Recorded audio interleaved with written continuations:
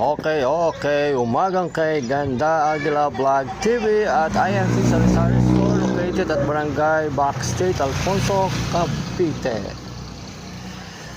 Daghan gulay, daghan sang gulay dini. Gulay.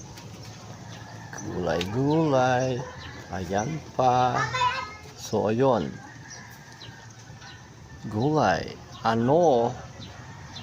Mga pagkain na para sa mga may diabetes, mga gulay na para sa mga merong diabetes. Kung ikaw ay may diabetes, ay magkakain kayo ng dahon ng.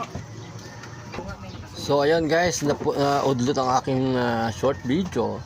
So ayan ang mga gulay. So yung mga gulay na para sa mga taong may diabetes, magkakain daw kayo ng mga dahon ng malunggay, dahon ng ampalaya, saluyot, sigarilyas, pechay, kangkong, okra, talbos ng kamote. So yan yung mga gulay para sa mga taong may diabetes.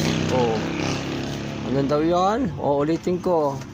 Gulay na para sa mga may diabetes, dahon ng malunggay, ampalaya, saluyot, sigarilyas, pechay, yan, si kangkong. Kung may diabetes ka, magkakain ka ng kangkong o pechay. Ayan ang pechay.